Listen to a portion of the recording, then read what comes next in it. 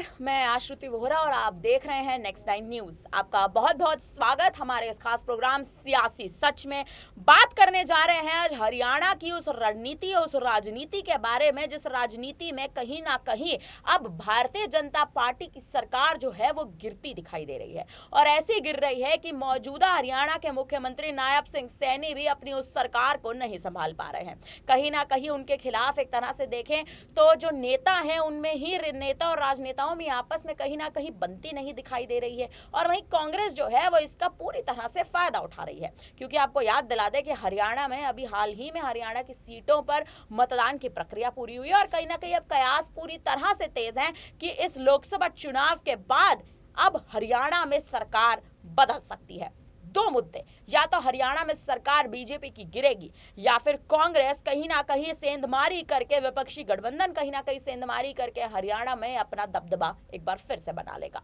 आपको याद दिला दें, हरियाणा में नायब सिंह सैनी की सरकार से पहले मनोहर लाल खट्टर यहां पर मौजूदा मुख्यमंत्री थे, लेकिन मनोहर लाल खट्टर के इस्तीफे के बाद नायब सिंह सैनी को बीजेपी आलाकमान ने हरियाणा की मुख्यमंत्री पद सौंपा था। कहीं ना कहीं उस वक्त भी कयास लगाए जा रहे थे कि हरियाणा के विधानसभा चुनाव के मद्देनजर मनोहर लाल खट्टर को चुनावी मैदान से हटाया गया, यानी मुख्यमंत्री पद से हटाया गया, और इस बार नायब सिंह सैनी जो एक नए चेहरे हैं उनको चुनावी मैदान में उतारा गया है। लेकिन अब कहीं ना कहीं इस बात पर एक तरह से कहें तो इस बात पर कहीं ना कहीं कयास जो है वो तेज हो चुके हैं कि अब पार्टी में आपस में ही एक तरह से बीजेपी, चाहे बीजेपी हो चाहे कांग्रेस हो, अब तमाम जो दल हैं और मौजूदा जो हरियाणा के दल हैं उनमें ही कहीं ना कहीं सेंधमारी की जो बातें हैं, जो मुद्दे हैं वो शुरू हो चुके हैं। इस मुद्दे पर बात करेंगे। हमारे साथ यहाँ पर स्टूडियो में मौजूद है माही। माही, आपका स्वागत है। माही, कयास हरियाणा में इस वक्त तेज है कि आप देखें मनोहर लाल खट्टर और भूपेंद्र सिंह हुड्डा जो एक दूसरे को आंख नहीं भाते, अब ये दोनों में कहीं ना कहीं डील पक्की हो रही है। डील किस बात की कि या तो नायब सिंह सैनी की सरकार को गिरा दिया जाए या फिर मनोहर लाल खट्टर जो आप देखें कहीं ना कहीं अनिल विज के भी एक तरह से करीबी माने जाते हैं, अनिल विज को यहाँ पर कोई मौजूदा आप देखें पद जो है हरियाणा में दिया जाए। क्या लगता है आपको? देखिए आश्रुति, जिस तरीके से पूरा मामला हरियाणा का बैठता हुआ नजर आ रहा है उसमें मनोहर लाल खट्टर अब कुछ बड़ा खेला वाकई में कर सकते हैं, क्योंकि नायब सिंह सैनी की जब से सरकार बनी है किसी को पसंद नहीं आ रहे हैं, चाहे उनके काम का तरीका हो, चाहे वो जिस तरीके से मैनेजमेंट कर रहे हैं अपनी टीम का, या फिर भारतीय जनता पार्टी का जिस तरीके से गठबंधन में है, तो ये पूरा समीकरण कहीं ना कहीं नायब सिंह सैनी के अंगेज में जाता हुआ दिखाई दे रहा है। अब अगर देखा जाए, आपने बताया कि भूपेंद्र हुड्डा और मनोहर लाल खट्टर किस तरीके की डील पक्की करने की प्लानिंग कर रहे हैं, तो वाकई में ये जो पूरा खेल देखेंगे ये पद का खेल है। जब मनोहर लाल खट्टर को वहां पर हटाया गया था मुख्यमंत्री के पद से, तो कहीं ना कहीं उनको झटका तो लगा था, लेकिन वो पार्टी के खिलाफ नहीं जा सकते थे कि कब पार्टी किस तरीके का फैसला ले ले, किस तरीके का रुख ले ले, इसलिए मनोहर लाल खट्टर थोड़ा शांत होते हुए दिखाई दिए थे। लेकिन अब जब से कांग्रेस सेंधमारी करते हुए नजर आ रही है, दुष्यंत चौटाला कुछ बड़ा खेल करने की कोशिश कर रहे हैं इतने दिनों से, तो कहीं ना कहीं अब इनके अंदर भी हिम्मत आने चालू हो गई है। अनिल विज की आपने बात की, अनिल विज लगातार कहीं ना कहीं भारतीय जनता पार्टी के फैसले से खुश नहीं थे। जब उनको एक पार्टी में एक सीनियर नेता के रूप में वो जाने जाते हैं, मनोहर लाल खट्टर से पहले उनका नाम था अनिल विज को मुख्यमंत्री बनाने का, लेकिन फिर भी उनको दरकिनार करके आप देखेंगे खट्टर को मंत्री बना दिया गया। फिर उसके बाद अनिल विज को दरकिनार करके नायब सिंह सैनी को वो बना दिया गया मुख्यमंत्री। तो ऐसे में ये पूरा कहीं ना कहीं पार्टी में एक बगावत की खबरें आने लगी, और जिसके बाद अब जो ये मांग उठ रही है, फ्लोर टेस्ट की मांग उठ रही है, या फिर सरकार पलटने की बात निकलकर सामने आ रही है, तो ये पूरा कहीं ना कहीं जो रचा गया है ये खेल, वो भारतीय जनता पार्टी की तरफ से है। आपसी कलह, आपसी फूट की वजह से भारतीय जनता पार्टी को बड़ा नुकसान देखने को मिल सकता है। देखिए, बिल्कुल हरियाणा में बीजेपी को अब बेहद जल्द बड़ा नुकसान एक तरह से झेलना पड़ सकता है, और बड़ा नुकसान झेलने का कारण यही है कि अगर मनोहर लाल खट्टर बगावत करते हैं बीजेपी के साथ, तो आप देखें बीजेपी आलाकमान तो कहीं ना कहीं इस बात पर एक तरह से आप देखें ढीला पड़ता जरूर दिखाई देगा, थोड़ा सा देखें कि वजूद तो कम होता जरूर दिखाई देगा, लेकिन कांग्रेस कहीं ना कहीं सशक्तिकरण में पहुंच जाएगी। और अगर ऐसा हुआ तो भूपेंद्र सिंह हुड्डा के साथ मनोहर लाल खट्टर का मिलना कहीं ना कहीं भारतीय जनता पार्टी के लिए बड़ा झटका होगा। बात अनिल विज की भी कर लेते हैं।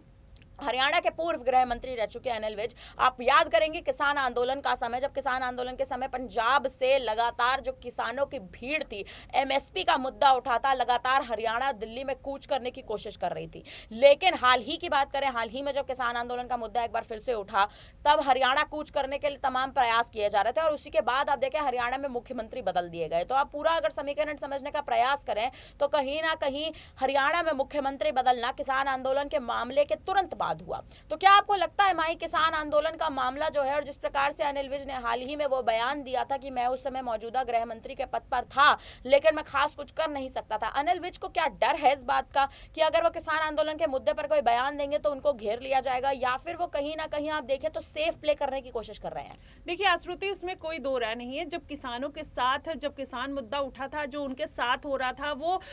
लगभग 1 साल तक वहां पर बैठे हुए थे प्रदर्शन के लिए, तो कहीं ना कहीं ये पूरा जो मामला है हर किसी के लिए बेहद चिंतनीय हो गया था। और वहीं अनिल विज ने इसके लिए ये मुद्दा उठाया था। लेकिन भारतीय जनता पार्टी का जब रुख अनिल विज के लिए चेंज होने लगा तो उन्होंने एक सॉफ्ट रुख अपना लिया और फिर वो भारतीय जनता पार्टी के पक्ष में, आखिर सत्ता की बात थी, पद की बात थी और कहीं ना कहीं पार्टी में कायम रहने की बात थी, जिसकी वजह से अनिल विज पीछे हटते हुए नजर आए। लेकिन बार बार जिस तरीके से अनिल विज को दरकिनार किया गया तो वो कहीं ना कहीं उनके मन में एक कसक रह गई और जिसके बाद कहीं ना कहीं अनिल विज इस बात को लेकर अशांत नजर आ रहे हैं। लेकिन आने वाले, अब हो सकता है अंदर खाने में कुछ और अलग तरीके की बातें चल रही हो, अनिल विज आने वाले दिनों में हो सकता है कि चौटाला को सपोर्ट कर दे या कांग्रेस पार्टी को सपोर्ट कर दे, क्योंकि हर पार्टी में एक नेता की लिमिट होती है कि पार्टी उसको कितना तवज्जो दे रही है। तवज्जो के बेस पे ही कहीं ना कहीं वो जो नेता होता है पार्टी में टिका हुआ होता है। अब अगर अनिल विज को लगातार इस तरीके से दरकिनार कर दिया जाएगा, उनके मुद्दों को उठाने को दरकिनार कर दिया जाएगा, तो कहीं ना कहीं अनिल विज हो सकता है कांग्रेस पार्टी का रुख कर सकते हैं। और आप देखेंगे तमाम पार्टियों में जब नेता किसी भी पार्टी में छोड़ के जाते हैं तो उनका वही मुद्दा होता है कि उनकी पार्टी में सुनी नहीं जा रही थी, उनको दरकिनार कर दिया जा रहा था, उनकी बातें नहीं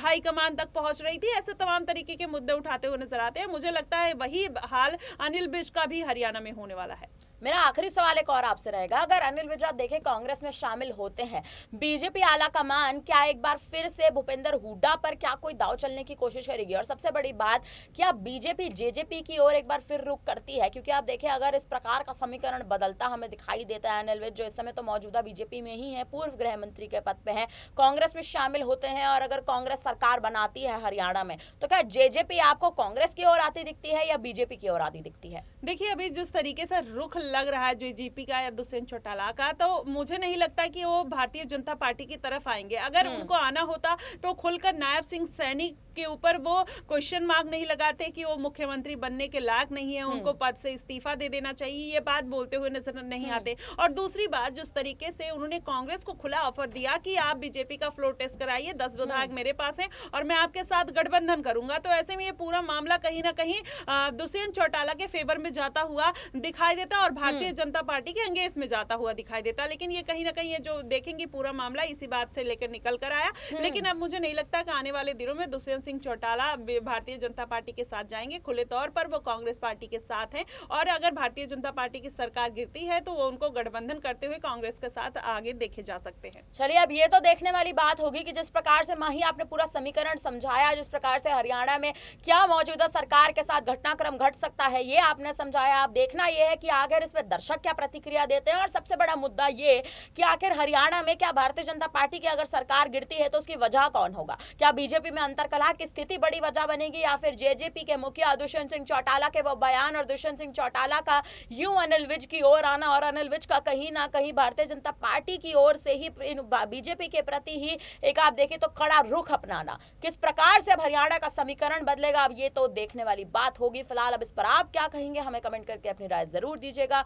इस वक्त के लिए हम दोनों को दीजिए इजाजत, बने रहिए हमारे साथ और देखते रहिए नेक्स्ट 9 न्यूज। धन्यवाद।